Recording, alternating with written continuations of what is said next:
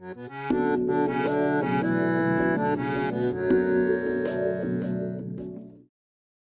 wanted to explore all the wide array of emotions of somebody who is really passionate about somebody else. It's about love, believe it or not. It's about passion more than love, I believe. It's about surrender. It's about aspiration. It's about anger. It's about panic. It's about sadness. It's about escape. And probably every single other feeling that you can attach to it. It just has everything in it. It is obviously about two people who have come to some sort of a disagreement, and I think that the woman, she is planning on leaving, and leaving a short letter for the man, but not hoping that he would catch her as she, walks out of his life and just leaves, but that doesn't go as planned. He's desperate because she's leaving. He's in panic because he can't lose her. She's afraid because she doesn't know what to do with all that. She has to leave. I'll leave that up to you why she has to leave, but she has to leave. But she wants it. But she's afraid because she doesn't want it. But she surrenders to him and she gives herself to him, and he's just consumed by anger and consumed by passion, and I think that's a deadly combo. We really enjoyed doing our last project with Ronny together, and we decided we have to do something else. When we pretty much spent a year planning on that, it was a pretty good time researching and thinking of how things could be done. We have this mutual trust in each other's abilities. I totally trust him with choreography and creating the dance, and he totally trusts me with creating the story and filming and directing all of that. We connect in a professional and artistic way. We understand each other, and we kind of have the same idea of what needs to be accomplished. That's why we work really good together. When we started with the last tango, we wanted something that would be taking place somewhere classy, somewhere elegant, but also somewhere that had a history behind. And that at the same time, it wouldn't give you any idea of what time it is and where it is. So it could be placed in the past, it could be placed in the moment, it could be placed in the future. We tried our best to keep it completely out of time and space, so it's up for you to decide. Knowing Ronny, knowing his personality, and knowing that chemistry that we have when we're dancing, I knew how much in depth we can go to and how much emotions we can express in a dance and show in a dance. And that's how I created the story, by using real characteristics, real chemistry, and creating something new and go deeper. And once the story is created, then I think about the practical things, where we can find location like this, what is the dress is going to be. So all the logic comes after the emotions will create the project itself. It's a very bipolar character per se. He has a very clear objective in his mind, which is stop her from leaving. And he's angry, but he's determined to make this happen. When he gets there and sees her leaving, he tries one last time to seduce her, to prove her that this is what it is. But she still wants to leave, so he finds himself completely confused. Anger and desperation led to a not so very romantic ending. But he did what has to be done in his mind.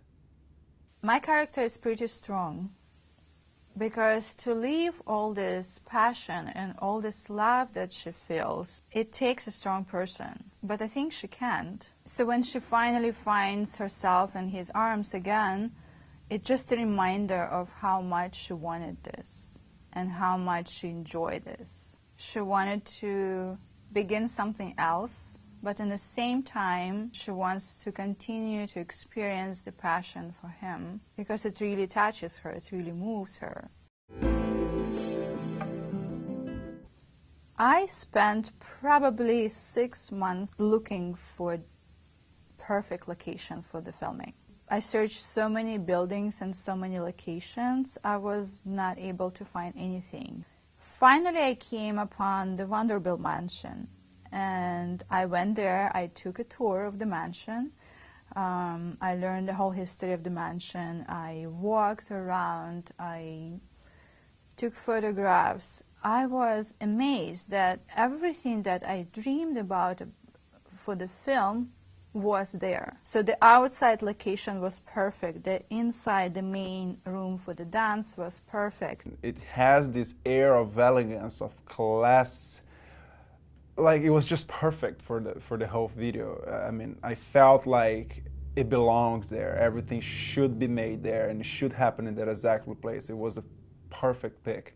Then I was thinking, how would I convince the owners, the board, to allow me to film there?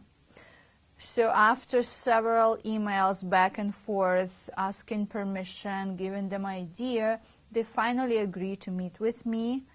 I was hoping for yes. I wanted that location. And even though we had so many restrictions, I was okay with that, as long as they would allow me to film there, because it was so beautiful, it was so perfect. We have a very good connection when we dance, and of course I had ideas. I always wake up and I have some inspirations, and I see videos, and I want to always try. And I know some of those movements will suit her perfectly. So as we're dancing, that story starts kicking in my brain, and I start doing my crazy things with her, and I just ask her to bear with me while I'm creating that. And it's literally almost like of a selfish process, because I just use her body for that creative process. But I gotta take advantage of that wave of emotions and that wave of inspiration that's coming. I worked with Jesus and Antonio Estrada before. For this time, I was absolutely sure that I will ask them to create a dress for me. So when she gave us the vision and everything, Antonio started, I could see that his head started spinning like, oh, we should do this, we should do that, we should do this. So we went to the fabric store to pick up samples for Julia, and I'm downstairs, and next thing you know, I'm like upstairs on the second floor yelling, Jesus, Jesus, come up here. And then he runs down, and then he's like, I found the perfect fabric.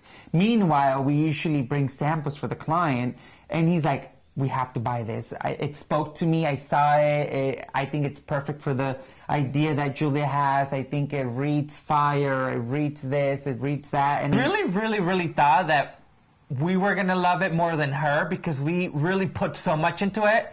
But she ended up loving it more than us. And it was just like that feeling that we talk about, like, we just looked at each other like, we did it again, you know, she loves it. And she feels beautiful, she feels sexy. You know, she tried it on and she started doing some moves, because she's very, like, you know, we don't... She's a character. She's a character. But every time we see her, she's like, well, I'm going to be doing this, or like my hand like this. So, like, we saw the whole vision. Like, I just can't wait to see, like, the actual video and the whole story with the dress. After giving them a general idea, I give them total creative license to do their magic. I respect their professionalism. I think they're amazing designers. When I saw my dress, I was completely in love with it. With the fabric, with the cut, with the style of the dress, it was just perfect. It's those kind of moments in life that are just priceless, you know, when you have three creative brains come together and then you see it finally happen. It's priceless. I think it's so awesome. We had only 5 hours to film, and any filmmaker will agree with me that it's kind of almost impossible. It's really not enough time to film even the short film. It's a national landmark, and it's pretty famous. So it's open to people to come there and take a tour. And they were not planning to cancel the tours because of our filming. So we have to move all our setup, let people in for the tour, and then move our setup back. and that during the day it happens several times. So it wasn't really difficult filming. It was extremely difficult. Shooting in a preserved historical site is quite difficult because you tend to forget yourself. You know, you're like, oh, I'm just gonna walk over here, maybe put my hands on this, and no, you're not allowed to do that.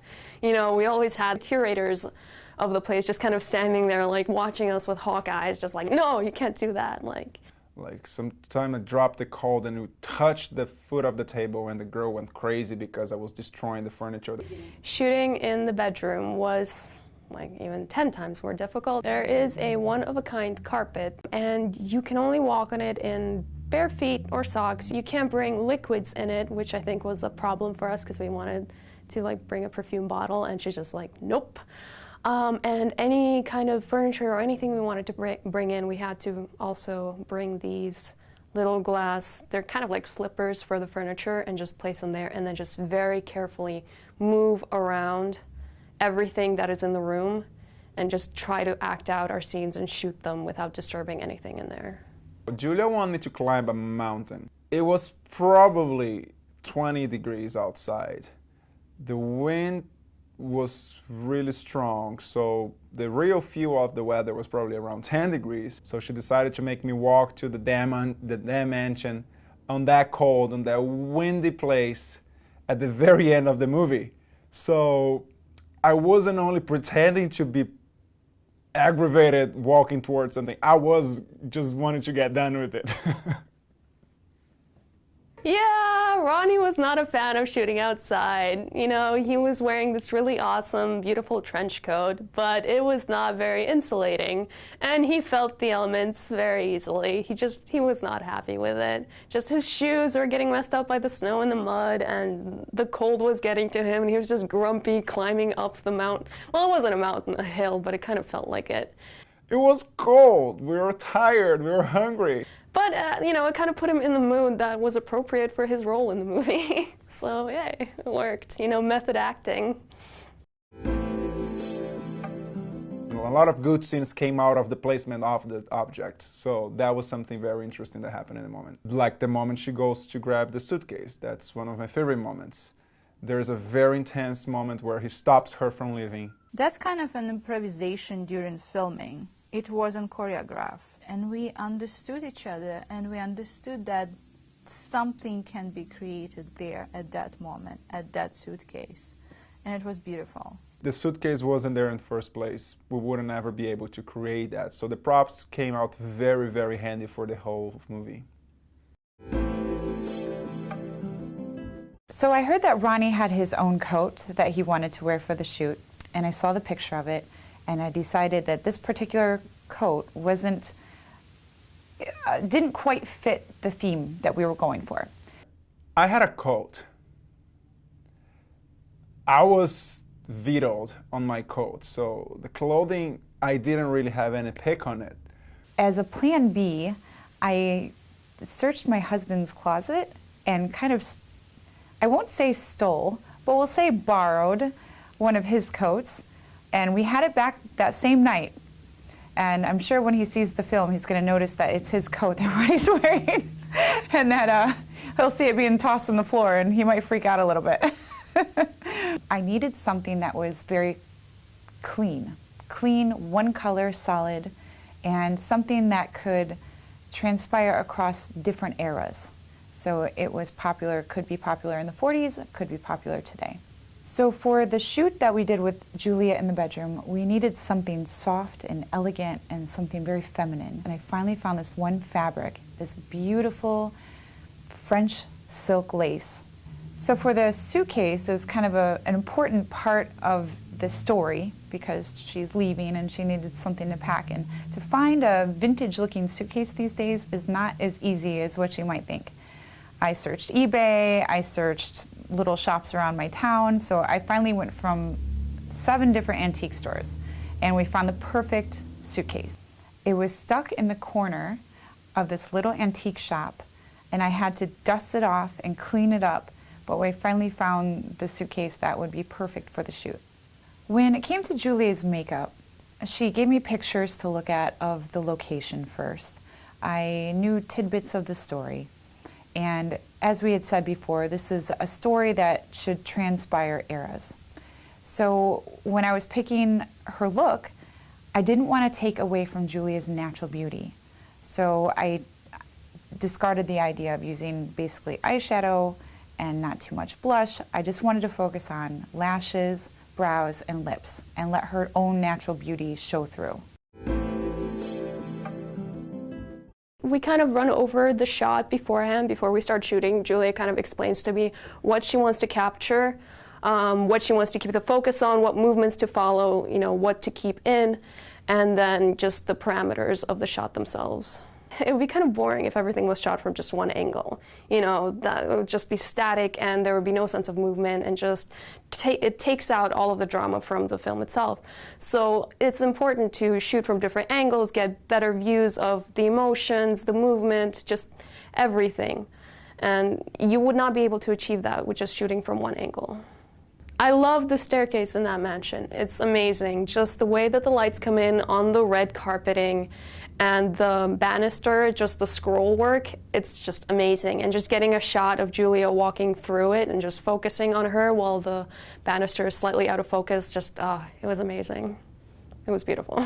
Close-ups are important because even though you have, you know, the dance is important, the movement is important, the expression on the faces is also important because that's part of telling the story. So if you shot from, like, you know, a wide angle just from far away, you wouldn't be able to read the expressions on their faces. So it just helps, you know, and it kind of heightens the drama. Shooting from the top, you know, obviously it looks cool. It's actually very beautiful, just the red dress and on the floor, it looked pretty awesome. I mean, it wasn't that difficult of a shot. The only thing that I was afraid of that the camera would just like drop over and fall on top of them and just break everything. But no, it was fun. Yeah, turned out okay. Feet. Oh, I hate shooting. Like it looks great when, you know, it works out, but just, you know, you have to get down on the floor and you're kind of just like sitting there and you have to just follow the feet, and that's difficult because, you know, they're going all over the place. And you have to keep up, and you have to make sure that the camera is nice and stable, everything's in focus, and it's difficult, but when it works out nicely. Well, when I'm filming, it's pretty much sheer and utter panic in my head while I'm trying to be competent at my job because, you know, obviously you don't really get like an unlimited amount of times to shoot it, and we only had one day booked for that, you know, mansion. So if I mess up, you know, you can't come back and, you know, redo it. So I'm just kind of standing there filming, freaking out on the inside, you know, like, oh no, what if this is not gonna work out? What if this is gonna look horrible? But, you know, on the outside, just trying to be like professional and calm and just shoot how it's supposed to be.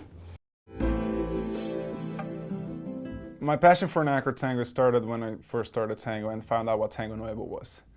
It was just that kind of music just completely touched my soul, and I just wanted to be able to listen to this kind of music, to dance my body to that kind of music, to completely express myself with it.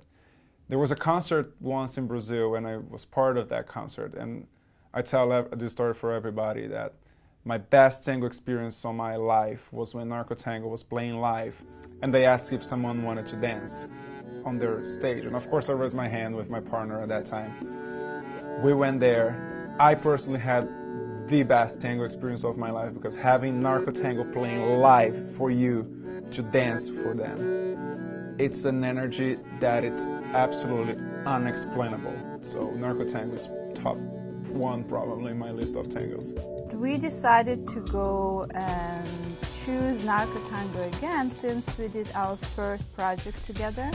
We enjoyed that music so much. When we decided to do the second video, it was like, we have to do Narco Tango. It's just like, it's copyright already. It has our name written in it, you know? So it just came out of an idea. We picked the other song for Narco Tango specifically for this video. There was a reason why we picked that song. The song repeats itself and it builds up with different instruments, and we want that build up. After filming was done, it was a feeling of mission accomplished. We worked over a year on that, on and off, trying things here. She was looking for the place, I was trying the choreographies, in different ways, talking about dress, talking about what to wear, talking about the story, thinking where this would be, in which season of the year. So many things were put in place for this to happen, and hopefully it's going to touch you like it touched us.